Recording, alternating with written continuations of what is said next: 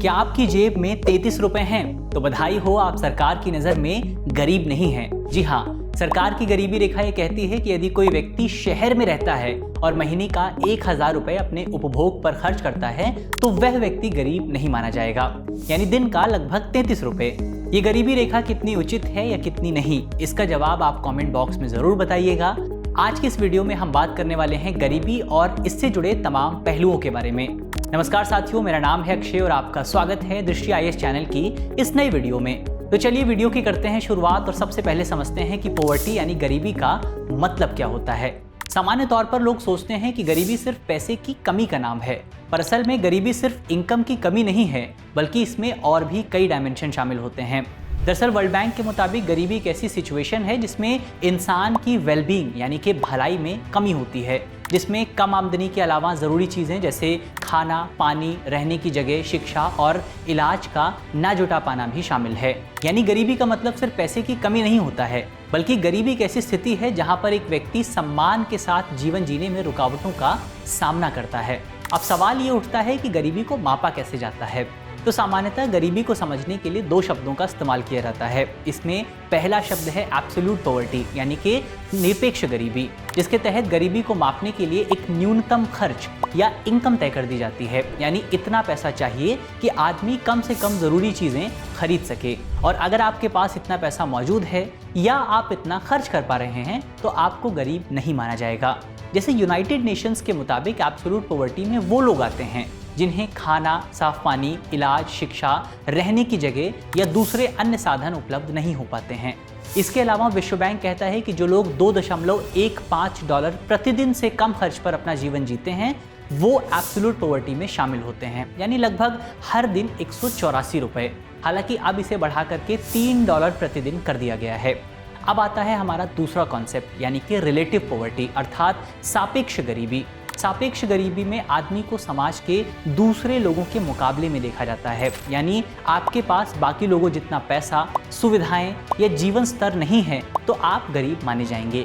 उदाहरण के लिए मान लीजिए कि आप एक ऐसे देश में रहते हैं जहां पर हर एक व्यक्ति एक दिन में औसतन $10 खर्च करता है, लेकिन उसी देश में कुछ लोग ऐसे भी हैं जो दिन का मात्र $5 ही खर्च कर पाते हैं। अब ये $5 विश्व बैंक की गरीबी रेखा से काफी ऊपर है, यानी $5 खर्च करने वाले लोग विश्व बैंक की नजरों में पुअर नहीं माने जाएंगे, किंतु अपने आसपास रहने वाले अन्य लोगों की तुलना में उनका दैनिक खर्च काफी कम है और इसीलिए उन्हें रिलेटिव पुअर यानी कि सापेक्ष गरीब माना जाएगा। ये संकेतक ज्यादातर विकसित देशों में गरीबी को मापने के लिए इस्तेमाल किया जाता है, जहां लोग भले ही भूखे ना मर रहे हों, लेकिन दूसरों के मुकाबले उनके पास संसाधन कम होते हैं। अब आप ये भी समझ गए होंगे कि सापेक्ष गरीबी को मापने का उद्देश्य केवल लोगों की मूलभूत जरूरतों को पूरा करना नहीं है, बल्कि इसका उद्देश्य ये भी है कि लोगों के बीच जो आय का अंतर मौजूद है या आय की असमानता मौजूद है उसे कम किया जा सके। अब हम चलते हैं भारत की तरफ कि आखिर भारत में गरीबी को कैसे मापा जाता है।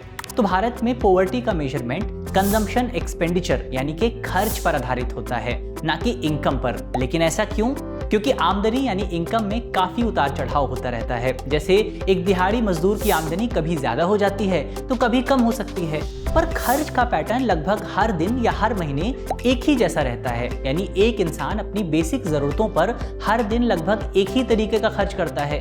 इसीलिए NSSO यानी नेशनल सैंपल सर्वे ऑफिस द्वारा कंजम्पशन सर्वे यानी खर्च का सर्वेक्षण किया जाता है और ये देखा जाता है कि एक परिवार अपनी जरूरत की चीजों पर एक निश्चित समय में कितना खर्च कर रहा है।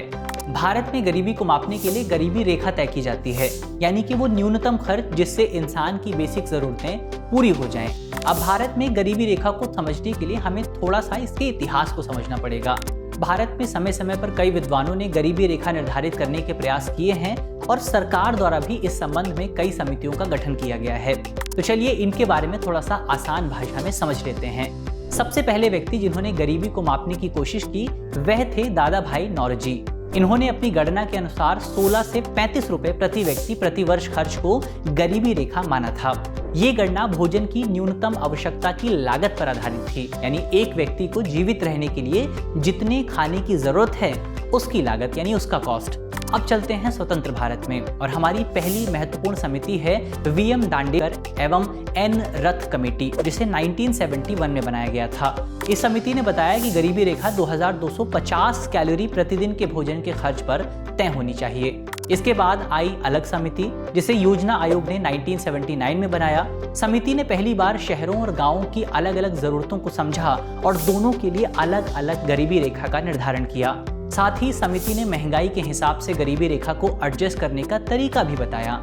हमारी अगली कमेटी है लकड़वाला समिति और इस कमेटी ने पहली बार CPI यानी कंज्यूमर प्राइस इंडेक्स को बेस बनाया। कंज्यूमर प्राइस इंडेक्स को वस्तुओं और सेवाओं की कीमतों में होने वाले उतार चढ़ाव को मापने के लिए या सामान्य भाषा में कहें तो महंगाई को मापने के लिए इस्तेमाल किया जाता है।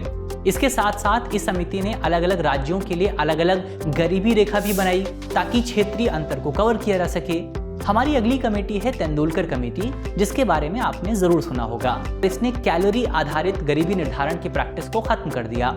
साथ ही भोजन के साथ साथ स्वास्थ्य और शिक्षा के खर्च को गरीबी की गणना में ऐड किया गया।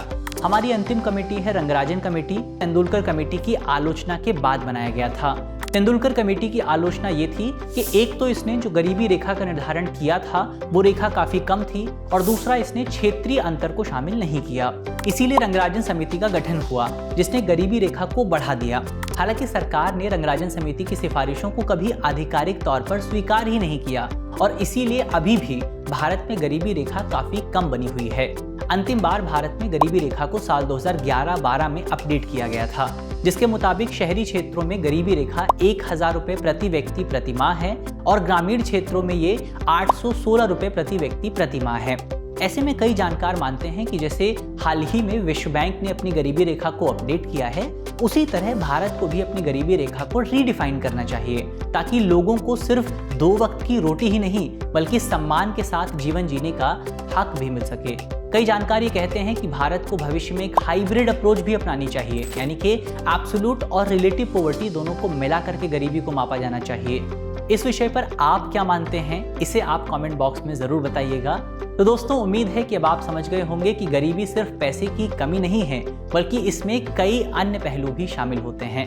तो चलिए यहीं पर देते हैं अपनी वीडियो को विराम और अगली वीडियो आप किस विषय पर चाहते हैं इसको कमेंट बॉक्स में जरूर बताइएगा।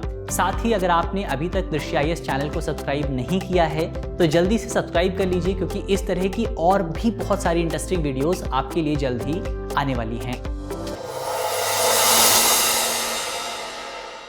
अब एग्जाम की तैयारी को और बेहतर करने के लिए हमारे चैनल को लाइक, शेयर और सब्सक्राइब करना ना भूलें।